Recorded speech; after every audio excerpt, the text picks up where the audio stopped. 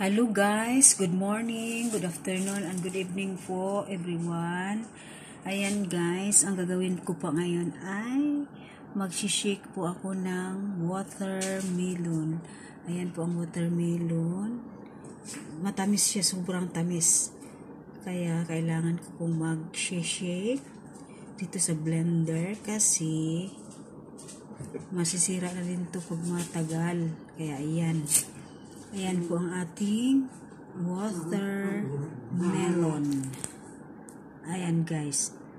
Ang ating sugar. Ayan. Ito lang po ang ihalo ko. Sugar. Tapos, ito naman ang powder milk. Ayan. Yan po ang ihahalo. Powder milk. Ayan. Tapos, ating blender ngayon ay i-blend ko na po siya. Ayan. Ayan. Ito po ang ating machine ng blender. Ayan po guys. Ayan.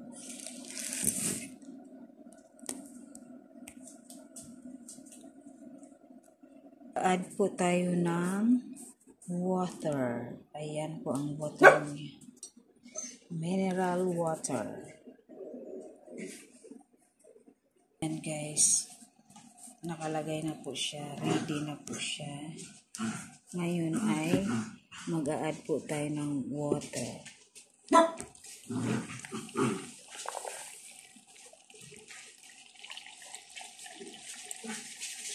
Ayan.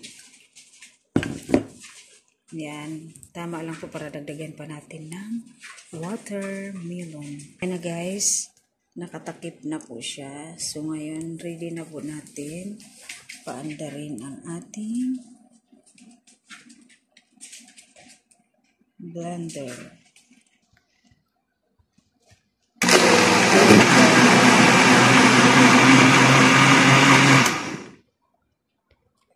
Ayan guys, tapos mag-a-add na lang po tayo ng watermelon para madagdagan. Ay, magpuno po ito siya. Ayan. Ayan na po, nadagdagan natin ng watermelon. So ngayon ay isi-shake na naman natin ulit.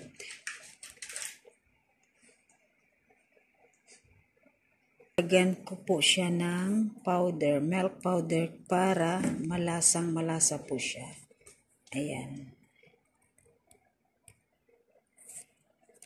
Ayan na po guys. Pwede na po siyang inumin. Pwede din po siyang lagyan ng ice. Kung sa gustong maglagay ng ice, pwede na po siyang lalagyan. Tapos ready to drink na po siya. Pero ako ay ilalagay ko pa siya pala siya sa refrigerator para malamig siya, maganda. Masarap, matamis, medyo manamis-namis. Tama lang po ang timpla. Dahil matamis po siya na melon, kaya ayan, hindi siya masyadong maraming asukal ang nilalagay po. Kaya yan guys, thank you so much sa mga panonood niyo sa aking mga videos. Sana wag po kayo